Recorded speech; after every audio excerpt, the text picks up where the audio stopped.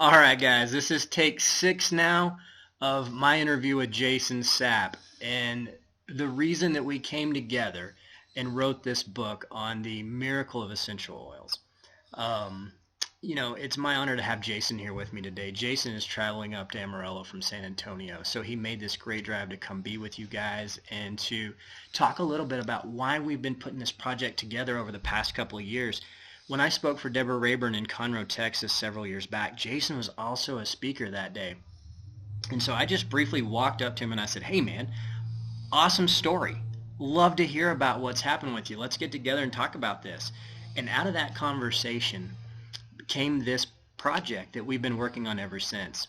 And we are so excited that it is just about to be released. Today's February the 27th, and by the time this airs, you guys should be able to go grab a copy for yourself and for those in your organization. And this book is not also written for just your organization, but we put this together for your neighbor, for your friends. And I know, Jason, you have a lot of people too that really want this information that don't even know what an essential oil is, right? Absolutely. Absolutely. And that's why we came together to put this together, because there's going to be a lot of people, from my next door neighbor that's a cop to other people that are dealing with trauma. And what is trauma? Because a lot of people, sure, Jason, we're going to talk about his MOS here in just a minute, but how do you know that you're dealing with trauma? How do you know that you've had a past that we need to deal with? And we're sorry for the car. We're in the backyard. It's just a beautiful day up here. We're just enjoying this day outside. But how do you know about the trauma of what you've been through? And how do you know how it affects you? Because the energy that's within us, that resonates inside, if I ask you what the color of your car is right now, you just thought about it. And I oftentimes here in my office, a lot of times, he makes me so mad. And I talk about your power, but yet the energy that's within us that we resonate with, that has a huge impact on our consciousness and on our ability to exist, but to have peace within that time frame. And for me, in this workbook, I put a lot of my clinical skills in the back of it. That, guys, these things are powerful. These things may seem simple, but your resonance frequency breathing rate, some of these affirmations, they're the things in my office so many times that I begin to see that just begin to move the treatment process. And it's just so neat to see. And then you get the opportunity to add oils in with this and have that ability to do this in the comfort of your own home. And so let's get on with a little bit with Jason today, if that sounds good with you. Absolutely. Definitely. Let's do this. So, Jason, I know Deborah Rayburn contacted you to come talk about that your experience with oils. What's that been like for you? Why is this book important to you? I think that's key to understanding the impact that this book is going to have.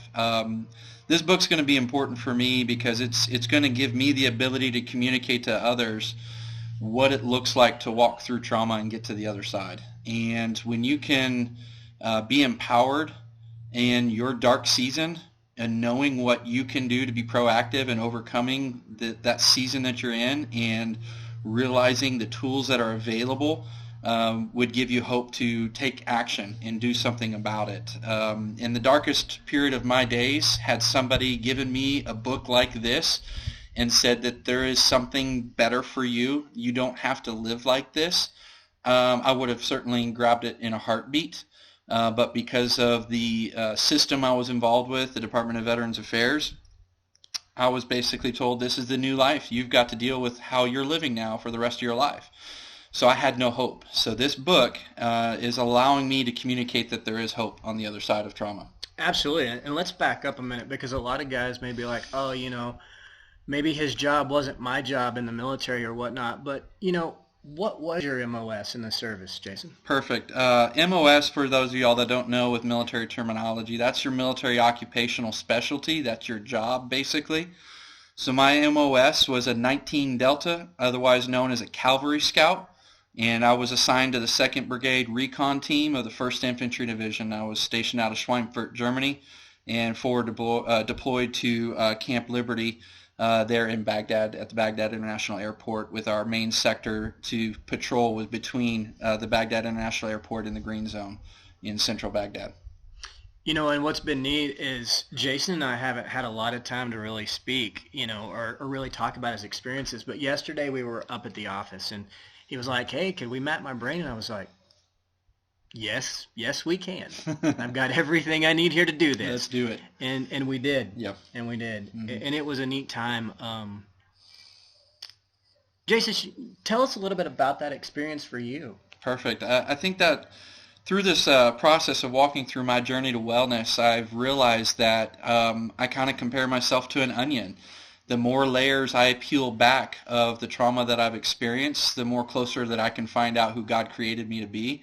And to be able to see this brain map that you did for me yesterday was being able to see that this journey is still ongoing. And I think that's a fabulous thing to actually take into consideration, and realizing, that I haven't arrived at some sort of destination, but that ultimately my journey to wellness is still ongoing. But that's in a positive light because I've seen the progress that I've had.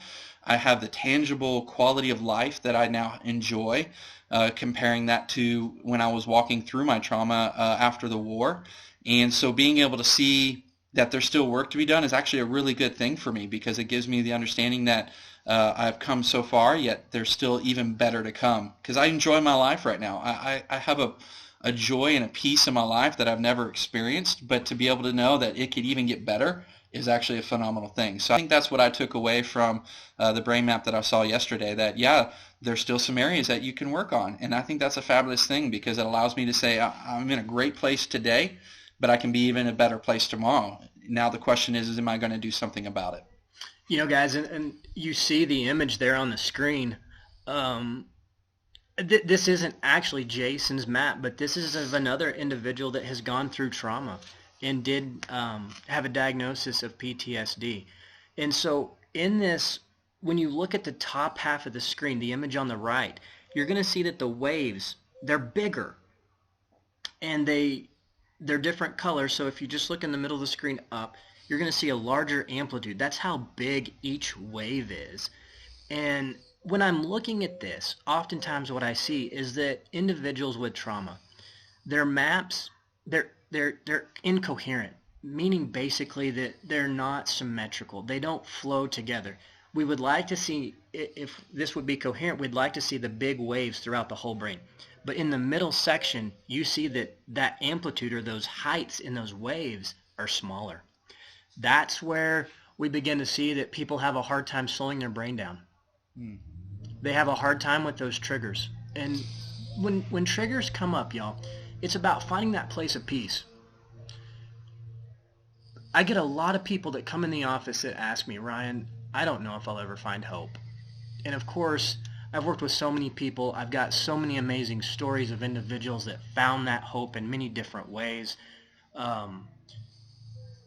The impossibility, that sense of doom and gloom that they have over them, because they have some of these issues going on within their brain, that is constantly, they go for a walk in the park and there's a stick just laying in the grass and they see a snake. "Oh my gosh, that's a snake, that's a snake!"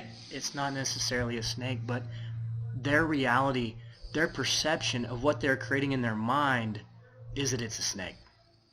That's their belief. That's their reality. That whether they're walking in the park or they're in their house or they're trying to go to sleep, that their smoke alarm in their brain, that amygdala, is going off. And it's going off, and eventually before long, what's going to happen is the water system's going to come on, and it's going to completely try to put out the fire in the building. And the body is trying to compensate for all the stress from the amygdala, creating that smoke alarm, trying to say, "Hey, okay, we're going into battle here. That fight or flight, it's coming." And eventually they become what we now call clinically frozen, to a person that is just laden with so many, oftentimes diagnosis because of symptoms, that it's overwhelming. And we want you guys to go get this book. We put a great section in there on the emotions with oils that I asked Jason. I was like, "Jason, have you ever seen that?" And he's like, "No, I really haven't seen anything quite like that." So for the average person that's building a business, hey, when you pick up a bottle of lavender, check out this book for that section. I've got a lot of great resources that I've compiled over time to put in there. And so it's a great opportunity for anyone, not just necessarily someone that's had trauma, but even going through a stressful day. Right. You know, and one of the